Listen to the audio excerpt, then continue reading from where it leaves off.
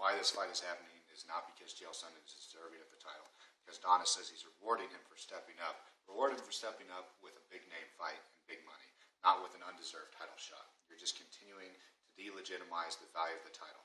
And by delegitimizing the value of the title, you're delegitimizing the sport. We're no longer becoming a legitimate sport because you have these undeserved title shots. All right, so that makes Cain Velasquez versus Junior Dos Santos #2, what I consider to be an undeserved or a very quick turnaround. Then we have John Jones versus Vitor Belfort, undeserved. And we have Chael Sonnen versus John Jones, undeserved. Now we're going to move down to the welterweight division, what I consider to be one of the few truly deserving divisions of late. In other words, Anderson Silva's last fight was against Chael Sonnen, who earned the fight by beating Michael Bisping, controversial, but he won, and Ryan Stan. And there you see that was a big fight because Chael Sonnen had recently manhandled Anderson Silva in their first fight and had lost to a triangle in the last round. Now, that is the blueprint of how I think you should do these smack mouth blood fights, is you have the person who lost work his way with 1 or 2 fights back in the title contentions. If he's that good, he'll do it. And what happened? He did it. He got his fight. Anderson Silva, as of right now, does not have a scheduled opponent. So, no complaints there. It's just still up 3. Moving down to the welterweight division. George St. Pierre recently fought and beat Carlos Condit via unanimous decision. Carlos Condit was a legitimate title threat. Had fought a #1 contenders match against Nick Diaz and had been on a tear before that. This was a very good fight. It was very competitive and it was very well received, and most fans thoroughly enjoyed the fight. Condit even almost beat GSP with a head kick. But that being said, Condit loses, GSP moves on. So, GSP's next title defense is against the welterweight Diaz brother. I say that because I can never remember if it's Nick or Nate in whatever division. I think it's Nick Diaz. I'm not sure. Don't take that to heart. Are fighting. So, what did Nick Diaz do to get this title? Well, he lost to Carlos Condit, and he got busted for having marijuana in his system and got a 12-year drug suspension. Now, what did he do to get this title? Prodded and poked GSP to make bad blood and make the UFC see the big dollar signs. So that when GSP came and said, I want to fight Nick Diaz, they said, okay, you have deserved this fight. But you think if he'd come and said, I want to fight John Fitch, that they would have said, no, they would have said, sure, go ahead and fight John Fitch. No, they wouldn't, because John Fitch would not have sold them a bunch of money and everyone would have been screaming that it's an easy fight for GSP to win, blah, blah, blah, blah. But anyway, Nick Diaz does not deserve that title shot. So, that would make Cain Velasquez versus Junior Dos Santos, John Jones versus Belfort, John Jones versus Sonnen, GSP versus Nick Diaz. I think it's Nick, like I said, I can never remember. That's 4 right there. Now we're going to move down to the lightweight fight. We have Vincent Henderson versus Frankie Edgar for the last fight. Vincent Henderson had won that fight. He won it, and it was a legitimate fight because Frankie Edgar was a legitimate contender. And it wasn't Frankie Edgar who Henderson took it from, but it was close enough that the UFC warranted a rematch. All right, that's fine. And now Henderson will fight Nate Diaz, the lightweight Diaz, for the championship tomorrow on Free Fox TV. Go watch the card. It's going to be awesome. Can't wait. But Diaz earned that fight. He beat Cerrone. He beat Gomi. He just worked his way up the title to get that shot. All right. Well, lightweight is good. Now we move on to the UFC featherweight division, which is the UFC 145 division. Jose Aldo's last fight was against Chad Mendes. Chad Mendes was undefeated at the time. He was either undefeated or had just lost 1. I can't recall, but I'm pretty sure it was undefeated against Jose Aldo. Jose Aldo knocks him out. Legitimate title fight, legitimate contender, legitimate champion. Who's he fighting now? Frankie Edgar. Frankie Edgar's coming off 2 losses, given they are in UFC title fights, and some people say he should have won. But it comes back down to the fact that you're delegitimizing the title when people come and look at who's fighting for the title. It's coming off of 2 losses. If Edgar is good, he's a good fighter. I think he could beat a lot of guys at 145. So again, have him fight 1 or 2 guys. Given he was a replacement for who Aldo was supposed to fight, but then they both got injured, and they've extended the card, but it's still going to be Aldo versus Edgar. Even though it was a quick replacement fight, doesn't change the fact that Edgar is undeserving of his UFC featherweight debut to be a title fight since he's lost his last two. Now we're going to move down to the 135 division, the bantamweight division, where we have Dominic Cruz. The last fight was Reno Barrow versus Uriah Faber for the interim heavyweight championship. Now, the problem with this about this division is it has Uriah Faber in it, which means that Uriah Faber will continue to lose his title fights like he did against Barrow, win one fight, and immediately get a rematch. So we have Barrow versus Cruz is set for the next UFC bantamweight fight.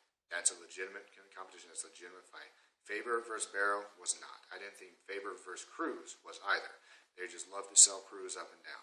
So pretty much any lightweight fight, in my opinion, that has Uriah Faber versus Barrow is not legitimate. My apologies, I misspoke. In my opinion, any fight that has Faber in it after only winning one fight after his loss is undeserving of the title recognition because he doesn't win the title fights. He's proven multiple times that he does not have what it takes to hang with the likes of Cruz and Barrow. So they're going to I guarantee you that after Cruz fights Barrow, whoever wins, they're going to either sell it as the conclusion of the trilogy between Dominic Cruz and Faber or the rematch between Faber and Barrow.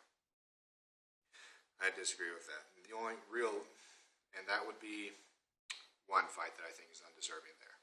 And then the UFC 125 division, we just had a tournament set up to decide who got that title, so legitimate title holders there.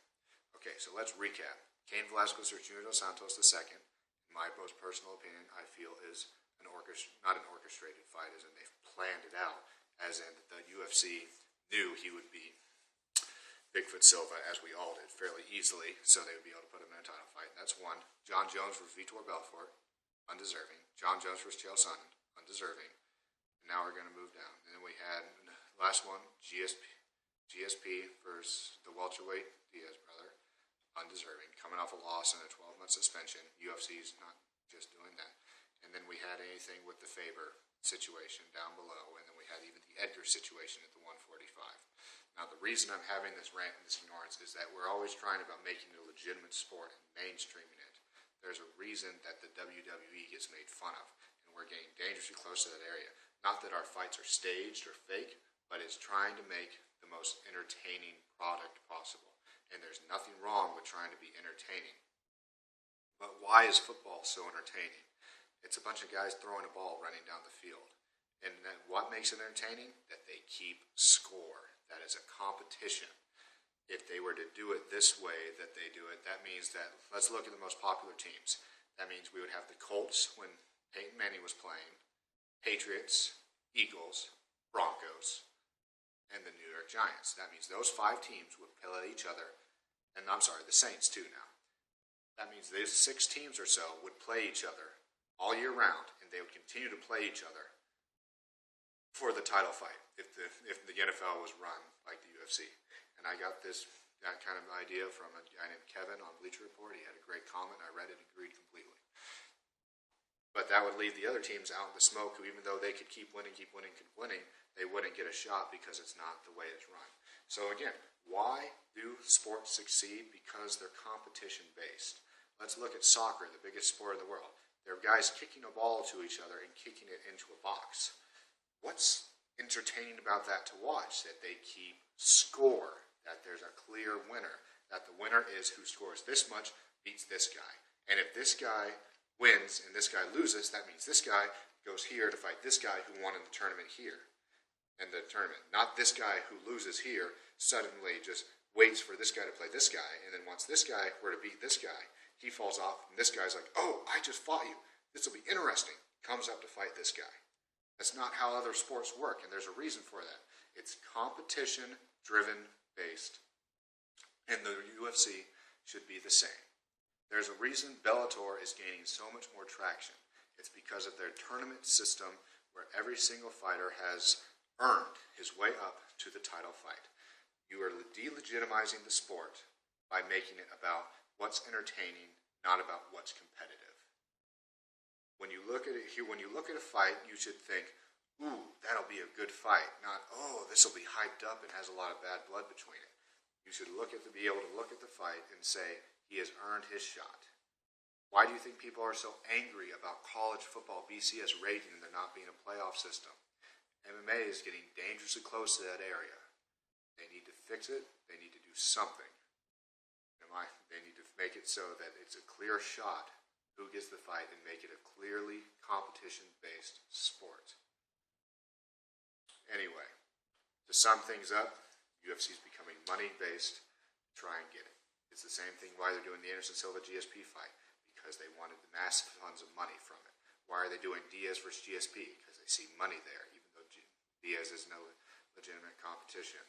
That's all they're doing, is they're going around and seeing what they think will gain them the most money and skipping over the validity of the title. The title is no longer, in my opinion, as of late, very valid. Do I think GSP is the best welterweight in the world? Yes, I think GSP is the best welterweight in the world. Do I think Diaz is earning the fight? No. Am I going to watch the fight? No. You know why I'm not going to watch the fight? Because the only way I can prove that I'm unhappy with this situation is to not spend my money on it. So if you're like me and are upset about it, stream it, go to a bar, but don't buy it. Make them realize that the only way that we're going to start caring and focusing on their product is to spend our money is if they start making it a legitimate competition again. Until it's a legitimate fight, I'm not going to buy the pay-per-view. I will go and I'll watch it because I'm too much of a fan not to watch it, but I'm not going to be spending my money on any of the pay-per-view or any UFC product until I find it valid in an actual competition. Anyway, that's my rant. If you don't agree, get over it.